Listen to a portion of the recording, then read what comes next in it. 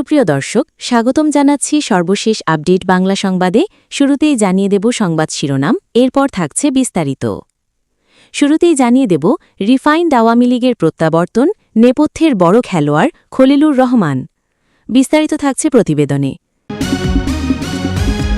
এদিকে ড ইউনূসের শাসনামলে সাংবাদিক দমন নীতি, সমালোচনার বদলে মামলা, মব, জেল ও হয়রানি। বিস্তারিত থাকছে প্রতিবেদনে। আরও জানিয়ে দেব সাংবাদিক গ্রেপ্তারে এশিয়া প্যাসিফিকের শীর্ষে বাংলাদেশ, সিপিজে। বিস্তারিত থাকছে প্রতিবেদনে। এদিকে গণমাধ্যমের কবর খুঁড়ছে বিএনপির নতুন বাংলাদেশ। বিস্তারিত থাকছে প্রতিবেদনে।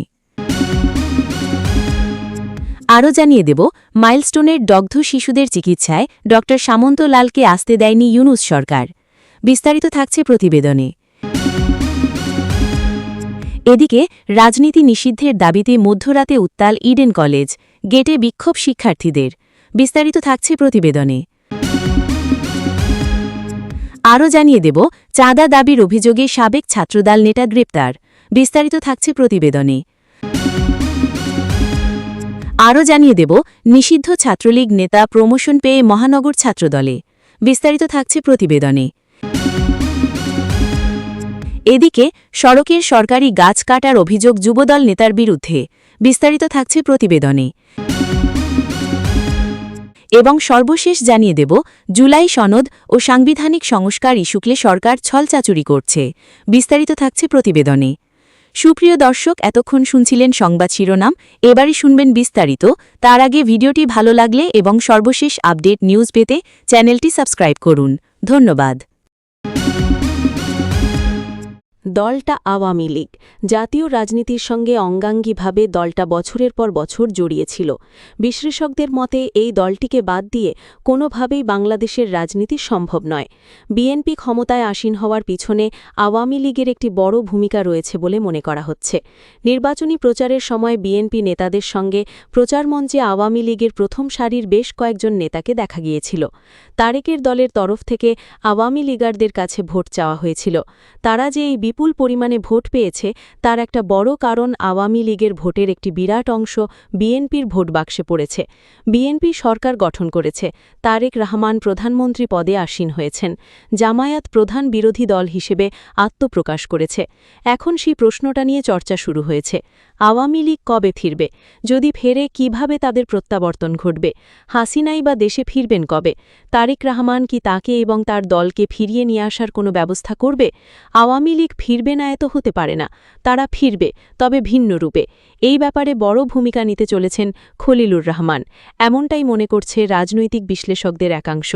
কোনো কোনো মহল থেকে বলা হচ্ছে খলিলুর রহমান পূর্বতন তদারকি সরকারেও ছিলেন, তারেক রহমান সরকারেও তাকে রাখা হয়েছে, বিএনপি সরকারের তিনি পররাষ্ট্রমন্ত্রী।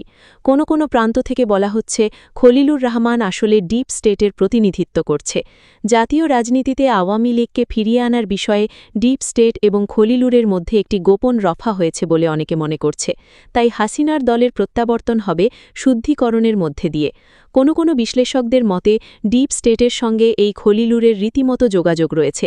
হাসিনাকে জাতীয় রাজনীতিতে ফিরিয়ে আনার বিষয়ে ডিপ স্টেটের থেকে সবুজ সংকেত পাওয়ার পরে যাবতীয় প্রক্রিয়া শুরু হবে। অপরদিকে হাসিনা চাইছেন দলে যেসব মির্জাফর রয়েছে তাদের ছাঁটাই করে দিতে। একদিকে খলিলুর, অপরদিকে হাসিনার দলে শুদ্ধিকরণ প্রক্রিয়া। স্থানীয় সরকার নির্বাচনের আগেই পদ্মাপাড়ে রাজনৈতিক সমীকরণ বদলে যেতে পারে। দখলদার ড মোহাম্মদ ইউনূস নেতৃত্বাধীন অবৈধ অন্তর্বর্তী সরকারের ১ বছরে সাংবাদিকদের উপর দমন পীড়ন, গ্রেপ্তার ও হয়রানির অভিযোগ যা সারা বিশ্বব্যাপী এখন আলোচিত। বিভিন্ন মানবাধিকার ও পর্যবেক্ষণ সংস্থার তথ্য অনুযায়ী এই সময়ে শত শত সাংবাদিক হয়রানি, মামলা ও গ্রেপ্তারের শিকার হয়েছেন মবের শিকার, এমনকি আদালতেও হতে হয়েছে শারীরিক নিগ্রহের শিকার। টিআইবি ও আস্কের মতো সংস্থার তথ্য উদ্ধৃত করে বলা হচ্ছে, বিপুল সংখ্যক সাংবাদিককে বিভিন্ন হত্যা ও সহিংসতার মামলায় আসামি করা হয়েছে। এর মধ্যে অনেকেই দীর্ঘদিন ধরে কারাগারে আটক রয়েছেন এবং একাধিকবার জামিন আবেদন করেও মুক্তি পাননি। কারাগারেও তাদের উপর চালানো হচ্ছে মানসিক এবং শারীরিক নির্যাতন। অন্যদিকে স্বয়ং দখলদার ডক্টর ইউনুস তার কার্যক্রমের বিরুদ্ধে সমালোচনা করতে সকলকে উৎসাহিত করে, কিন্তু বাস্তবে তার শাসনামলে সরকারের সমালোচক সাংবাদিকদের বিরুদ্ধে মামলা, গ্রেপ্তার ও ভয়ভীতির পরিবেশ তৈরি হয়েছে। এমনকি তার প্রেস সচিবকে দিয়েও বিভিন্ন সাংবাদিক সরকারি আমলাদেরও ভয়ভীতি দেখিয়েছে। মুক্ত মত প্রকাশের প্রতিশ্রুতি থাকলেও বাস্তবে ভিন্ন চিত্র দেখা যাচ্ছে, যেখানে সমালোচনা মানেই মামলা আর ভিন্ন মত মানেই কারাবাস। ফলে সাংবাদিক স্বাধীনতা ও আইনের শাসন নিয়ে গুরুতর প্রশ্ন উঠেছে। স্বৈরাচার কাকে বলে? যখন মুখ খুললেই মামলা, প্রশ্ন তুললেই জেল। ইউনুস শাসন সেই বাস্তবতা বাংলাদেশে দেখিয়ে দিয়েছে। সাংবাদিকদের ওপর দমনপীড়ন এবং কারাবন্দী করার ক্ষেত্রে এশিয়া প্যাসিফিক অঞ্চলে শীর্ষস্থানে উঠে এসেছে বাংলাদেশ। আন্তর্জাতিক সংস্থা committee to protect journalists CPJ এর বার্ষিক প্রেজেন্ট সেন্সাস অনুযায়ী সাংবাদিকদের জেলে পাঠানোর তালিকায় বিশ্বের মধ্যে বাংলাদেশের অবস্থান এখন ১৪তম। বাংলাদেশে সাংবাদিকদের দীর্ঘ সময় ধরে বিনা বিচারে এবং চার্জশিট ছাড়াই আটকে রাখার এই চিত্রকে সিপিজে দণ্ডিত হওয়ার আগেই শাস্তি ভোগ করার সাথে তুলনা করেছে।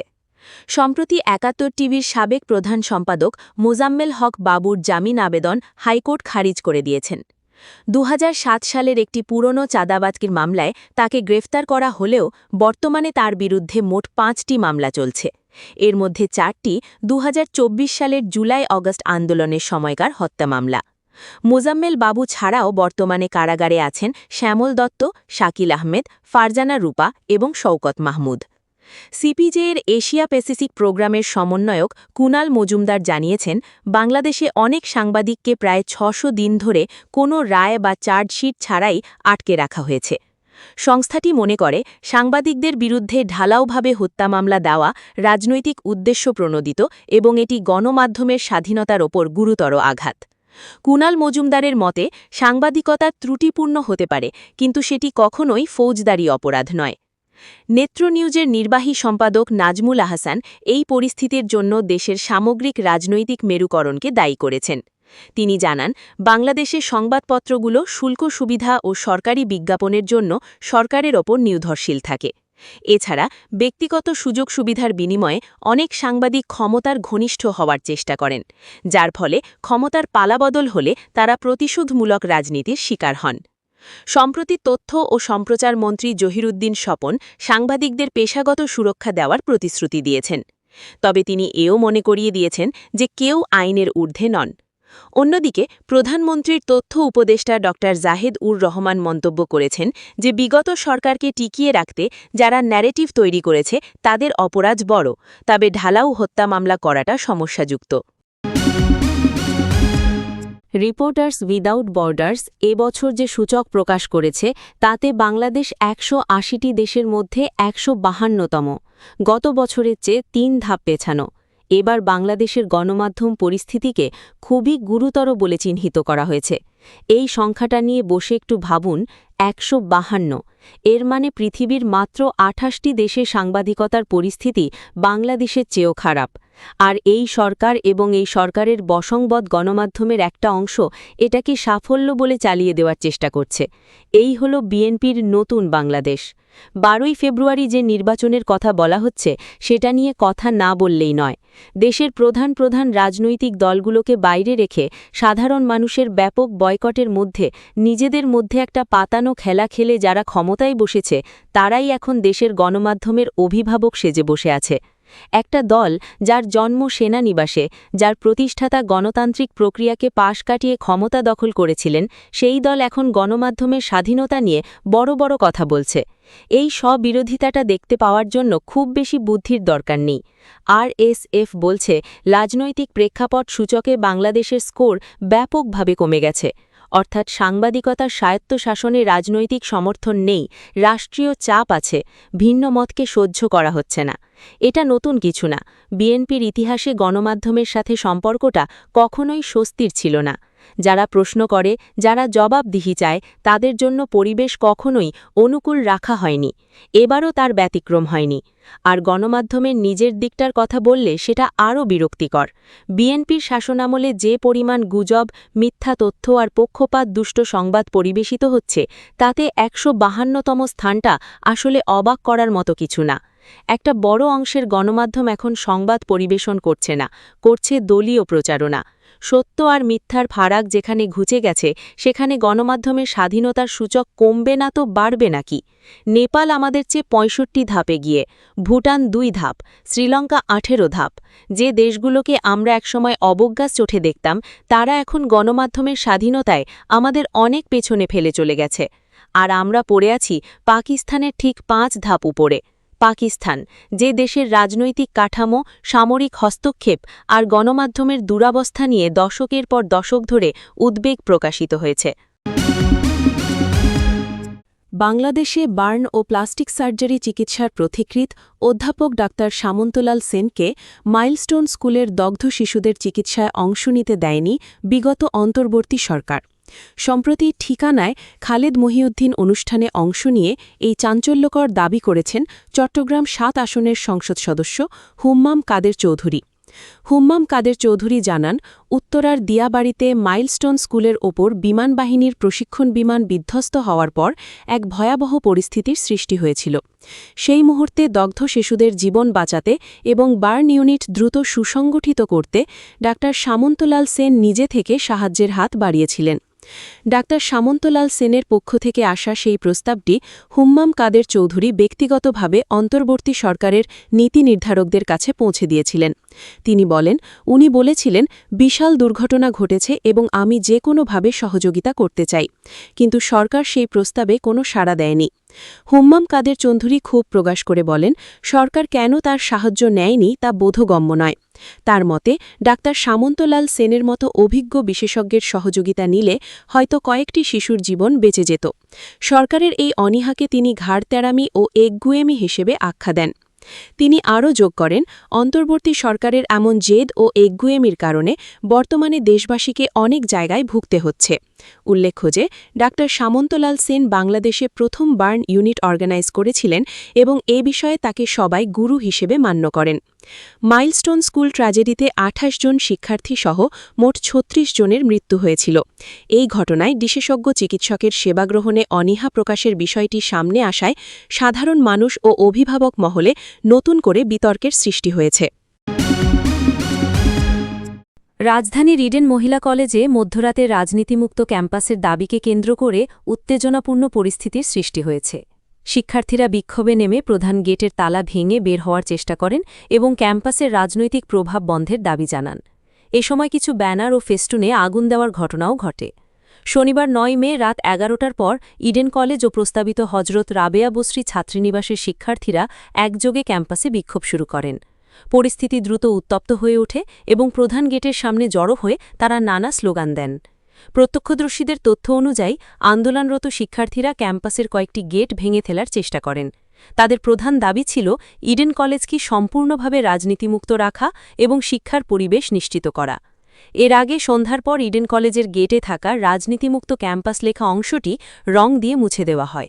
এই ঘটনাকে কেন্দ্র করেই শিক্ষার্থীদের মধ্যে ক্ষোভ তৈরি হয় এবং পরে তা বিক্ষোভে রূপ নেয়। শিক্ষার্থীদের অভিযোগ, ক্যাম্পাসের রাজনৈতিক প্রভাব বারবার ফিরে আসছে, যা শিক্ষার পরিবেশকে বাধাগ্রস্ত করছে। তাই তারা স্থায়ীভাবে রাজনৈতিক কার্যক্রম বন্ধের দাবি জানিয়ে আন্দোলনে নামেন। এ ঘটনায় রাতভর ক্যাম্পাস এলাকায় উত্তেজনা বিরাজ করে। পরিস্থিতি নিয়ন্ত্রণে প্রশাসনের নজরদারি বাড়ানো হয়েছে বলে জানা গেছে।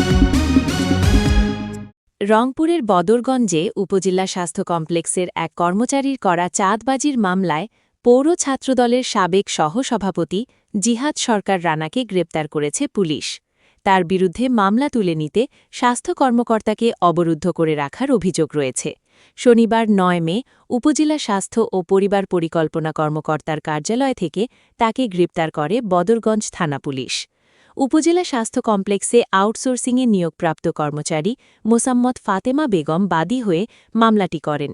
ওই মামলায় জিহাদ সরকার রানা সহ 4 জনের নাম উল্লেখ করা হয়েছে। অন্য আসামিরা হলেন ডিসি ফারুক, রাফি মিয়া ও জাহিদ। এছাড়া অজ্ঞাতনামা আরও 5 থেকে 6 জনকে আসামি করা হয়েছে।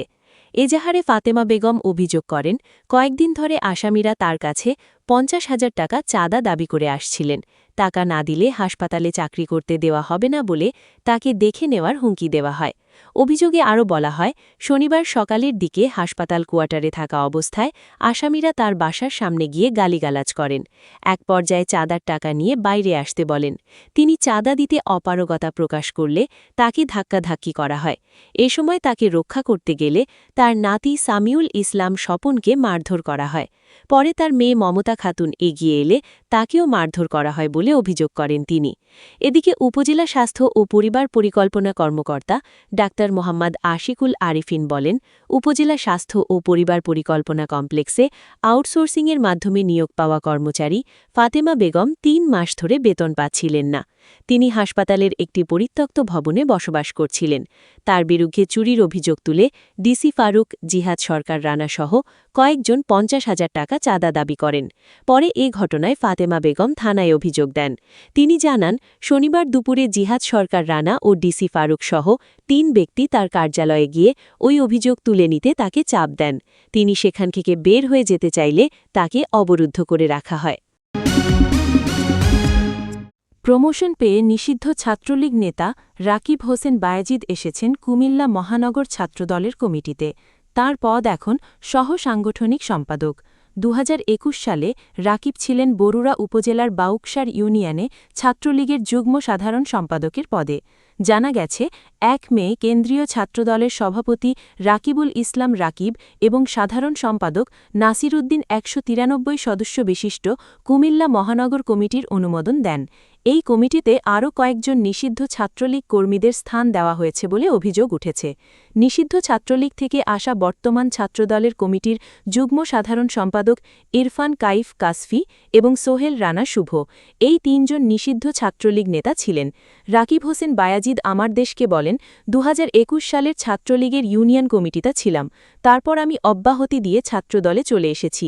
আমি আর ছাত্রলীগের সাথে নেই। এ বিষয়ে জানতে নবগঠিত কুমিল্লা মহানগর ছাত্রদলের সাধারণ সম্পাদক ফাইয়াজ রশিদ প্রিমুকে একাধিকবার ফোন করা হলেও ফোন ধরেননি। নিষিদ্ধ ছাত্রলীগ দিয়ে ছাত্রদলের কমিটি করা হয়েছে, এ বিষয়ে জানতে চাইলে নবগঠিত কুমিল্লা মহানগর ছাত্রদলের সভাপতি নাহিলুজ্জামান রানা বলেন, ছাত্রদল নিয়ে ভয়ঙ্কর মিথ্যা ও ষড়যন্ত্র করা হচ্ছে। এই বিষয়টি আমি দেখতেছি। জামালপুর সদর উপজেলার তিতপল্লা বাসস্ট্যান্ড থেকে কামাল খান বাজারের মধ্যবর্তী বড়বাড়ি এলাকার চিতইবিল সংলগ্ন সরকারি পাকা সড়কের পাশে থাকা কয়েকটি পুরনো 81 গাছ কাটার অভিযোগ উঠেছে ইউনিয়ন যুবদলের এক নেতাসহ 3 জনের বিরুদ্ধে। স্থানীয় সূত্রে জানা যায়, সম্প্রতি সড়কের পাশে হেলে পড়া গাছগুলো কেটে নিয়ে যান মিজানুর রহমান মিজু, সোহেল ও শাহিন। অভিযোগ রয়েছে, গাছ কাটার কিছু অংশ দ্বারা নিজেদের বাড়িতে নিয়ে যান এবং অবশিষ্ট অংশ বিয়ারা বাজারে এমদাদের মিলে সংরক্ষণ করেছে। স্থানীয়দের দাবি, সরকারি গাছ কাটার ক্ষেত্রে কোনো ধরনের নিয়ম বা অনুমতি অনুসরণ করা হয়নি। এই ঘটনায় জড়িতদের বিরুদ্ধে তদন্ত করে আইনগত ব্যবস্থা নেওয়ার দাবি জানিয়েছেন সচেতন মহল। এ বিষয়ে মিলের মালিক এমদাদ ঘটনার সত্যতা স্বীকার করেছেন বলে জানা গেছে। পরে ইউনিয়ন ভূমি অফিসের কর্মকর্তারা ঘটনাস্থল পরিদর্শন করে 11 খণ্ডের মধ্যে 6টি গাছের ডালপালার অংশ উদ্ধার করতে সক্ষম হন। তবে বাকি 5টি অংশ এখনও উদ্ধার করা সম্ভব হয়নি। অভিযুক্ত ইউনিয়ন যুবদলের সাংগঠনিক সম্পাদক মিজানুর রহমান মিজু বলেন, গাছ কাটতে আমাদের অর্থ ব্যয় হয়েছে। তবে গাছ কাটার ক্ষেত্রে কোনো সরকারি অনুমতি নেওয়া হয়েছিল কিনা সে বিষয়ে তিনি স্পষ্ট কোনো উত্তর দেননি। এদিকে ইউনিয়ন ভূমি সহকারী কর্মকর্তা রফিকুল ইসলাম মানিক জানান, উদ্ধার অভিযান চলমান রয়েছে এবং বাকি অংশ উদ্ধারের চেষ্টা অব্যাহত আছে। জেলা যুবদলের সদস্য সচিব সোহেল রানা খান বলেন, যুবদলে কোনো ধরনের অন্যায়কারীর স্থান নেই। বিষয়টি তদন্ত সাপেক্ষে সাংগঠনিকভাবে ব্যবস্থা নেওয়া হবে। জামালপুর সদর উপজেলা নির্বাহী অফিসার নাজনীন আক্তার বলেন, ইউনিয়ন ভূমি কর্মকর্তাকে নির্দেশ দেওয়া হয়েছে গাছ উদ্ধার এবং কারা এর সঙ্গে জড়িত তা তদন্ত করার জন্য। তদন্ত শেষে প্রয়োজনীয় আইনগত ব্যবস্থা নেওয়া হবে। ঘটনাটি ঘিরে এলাকায় ব্যাপক আলোচনা ও সমালোচনার সৃষ্টি হয়েছে। জুলাই সনদ ও সাংবিধানিক সংস্কার পরিষদ গঠন নিয়ে সরকার টালাবাহানা করছে বলে অভিযোগ করেছেন জাতীয় নাগরিক পার্টি এনসিপির আহ্বায়ক ও বিরোধী দলীয় চিফ হুইপ নাহিদ ইসলাম। ঢাকায় নিযুক্ত বিভিন্ন দেশের কূটনীতিকদের সঙ্গে এক সংলাপে তিনি বলেছেন, সংস্কার বাস্তবায়নে আমরা আবারও রাস্তায় যেতে চাই না। আমরা কোনো অস্থিতিশীলতা চাই না। রাস্তায় যাওয়া আমাদের শেষ অপশন। কিন্তু সরকার যদি বিরোধী দলের সহযোগিতাকে উপেক্ষা করে আমরা রাস্তায় যেতে বাধ্য হব। শনিবার সকালে রাজধানীর গুলশানের একটি হোটেলে সংস্কারের অচলাবস্থা এগোনোর পথ শীর্ষক এই সংলাপের আয়োজন করে এনসিপির সংস্কার বাস্তবায়ন কমিটি। এতে ঢাকায় নিযুক্ত ইউরোপীয় ইউনিয়নভুক্ত বিভিন্ন দেশের কূটনীতিকরা অংশ নেন। এক প্রশ্নের জবাবে নাহিদ ইসলাম অভিযোগ করেন, সংস্কার নিয়ে সরকার বা বিএনপি একটা ছলচাতুরি করছে। নির্বাচনের আগে প্রধানমন্ত্রী সহ বিএনপির শীর্ষ নেতারা প্রকাশ্যে গণভোটের পক্ষে প্রচারণা চালালেও ক্ষমতায় আসার পর তারা এর বিরোধিতা করছে। এর মাধ্যমে বিএনপি মূলত জনগণের আকাঙ্ক্ষাকেই প্রত্যাখ্যান করছে। কিন্তু জনগণের অংশগ্রহণমূলক স্বচ্ছ ও সার্বভৌম ক্ষমতার ভিত্তিতেই সাংবিধানিক সংস্কার হতে হবে। সংস্কার বাস্তবায়নে আন্দোলনের বিষয়ে জানতে চাইলে তিনি বলেন, আমরা শান্তিপূর্ণ ও অহিংসভাবে আন্দোলন করব। রাজপথে ইতিমধ্যে কর্মসূচি শুরু হয়েছে। এই কর্মসূচি কতটুকু বৃদ্ধি পাবে, কতটুকু কঠোর অবস্থানে যাবে তা নির্ভর করবে সরকার এ আন্দোলনে কতটুকু সাড়া দিচ্ছে অথবা তারা দাবিগুলো মেনে নিচ্ছে কিনা তার ওপর। তবে সরকার ইতিবাচক সাড়া না দিলে কঠোর আন্দোলনের মাধ্যমে দাবি আদায় করা হবে। কূটনীতিকদের উদ্দেশ্যে নাহিদ ইসলাম বলেন, এরই মধ্যে সংস্কার প্রশ্নে নিজেদের প্রতিশ্রুতি ভঙ্গ করেছে সরকারি দল। তারা সংবিধান সংস্কার পরিষদের শপথ নেয়নি। জুলাই সনদ ও জুলাই সনদ বাস্তবায়ন আদেশ নিয়ে মিথ্যা বাইনারি তৈরি করেছে। সংস্কার কিভাবে বাস্তবায়িত হবে তা নিয়ে এখন বিতর্ক হচ্ছে। এই বিতর্ক ঐক্যমত্য কমিশন থেকে শুরু হয়। নির্বাচনের আগে আমরা ভেবেছিলাম একটা চুক্তি করেছি, জুলাই সনদ হয়েছে, নির্বাচন ও গণভোটের দিকে যাওয়া হচ্ছে। বিএনপি নির্বাচনের জন্য সংস্কারের বিষয়ে আপোষ করেছে বলে স্বরাষ্ট্রমন্ত্রী শাহালুদ্দিন আহম্মদের সংসদে দেওয়া বক্তব্য উল্লেখ করে নাহিদ ইসলাম বলেন, তারা সে কারণে তখন জুলাই সনদ ও সংস্কার কমিশনের সবকিছু গ্রহণ করেছিলেন। কিন্তু তাদের প্রধান উদ্বেগ ছিল নির্বাচন, সংস্কার নয়। এখানে দুটি বিষয় রয়েছে। একটি হল সংস্কারের বিষয়বস্তু কি, কোন সংস্কার আমাদের দরকার। সংবিধানে মৌলিক পরিবর্তনের জন্য সংবিধান সংস্কার পর্ষদ জরুরি মন্তব্য করে নাহিদ ইসলাম বলেন, এখন আমরা কিছু প্রধান মৌলিক সংস্কারের ওপর গুরুত্ব দিচ্ছি, যেমন উচ্চকক্ষ গঠন, যা সংবিধান সংশোধনে ভারসাম্য আনবে। তত্ত্বাবধায়ক সরকার, দুদক ও নির্বাচন কমিশনের মতো সাংবিধানিক প্রতিষ্ঠানে নিয়োগ এবং স্বাধীন বিচার বিভাগ এসব বিষয়কেও আমরা গুরুত্ব দিচ্ছি। সংস্কার বাস্তবায়নে কোনো ধরনের অস্থিতিশীলতা চান না জানিয়ে কূটনীতিকদের উদ্দেশ্যে তিনি বলেন, আলোচনার মাধ্যমে সংস্কারের বিষয়ে একটি সমাধানে যাওয়া সম্ভব হবে বলে আশা করি। বল এখন সরকারের কোর্টে। তাদের সিদ্ধান্ত নিতে হবে তারা কিভাবে পরিস্থিতি ম্যানেজ এবং প্রত্যাশা পূরণ করতে চায়। কারণ সংস্কার কোনো দলীয় এজেন্ডা বা ধারণা নয়। এটা শুধু এনসিপি বা অন্য কোনো দলকে সাহায্য করবে না। আমাদের জাতীয় পুনর্গঠন, গণতান্ত্রিক চর্চা নিশ্চিত করা এবং জাতীয় প্রতিষ্ঠান পুনর্গঠনের জন্যই সংস্কার প্রয়োজন। সংলাপে স্বাগত বক্তব্য দেন এনসিপির যুগ্ম আহ্বায়ক এবং সংস্কার বাস্তবায়ন কমিটির সহপ্রধান সারোয়ার তুষার। লিখিত বক্তব্য পাঠ করেন এনসিপির আহ্বায়ক নাহিদ ইসলাম। উন্মুক্ত আলোচনায় অংশ নেন international Republican institute IRI, democracy international DI, Norway দূতাবাস, সুইডেন দূতাবাস, সুইজারল্যান্ড দূতাবাস ও ডেনমার্ক দূতাবাসের প্রতিনিধিরা। তাদের মধ্যে কয়েকজন অনুষ্ঠানে বক্তব্য রাখলেও তারা এনসিপির নেতাদের কথা শুনতে এসেছেন বলে জানান। এনসিপির যুগ্ম সদস্য সচিব আলাউদ্দিন মোহাম্মদের সঞ্চালনায় সংলাপে আরও বক্তব্য দেন সাবেক নির্বাচন ব্যবস্থা সংস্কার কমিশনের সদস্য মোহাম্মদ আব্দুল আলিম, নাগরিক কোয়ালিশনের সহ-সমন্বয়ক ফাহিম মাসরুর, এনসিপির সংরক্ষিত আসনের সংসদ সদস্য নুসরাত তাবাসসুম। এ সময় আরও মঞ্চে ছিলেন এনসিপির সংরক্ষিত আসনের সংসদ সদস্য মাহমুদা আলম মিতু, দলটির যুগ্ম আহ্বায়ক জাবেদ রাসিন, যুবশক্তির আহ্বায়ক তারিকুল ইসলাম সহ কেন্দ্রীয় নেতারা।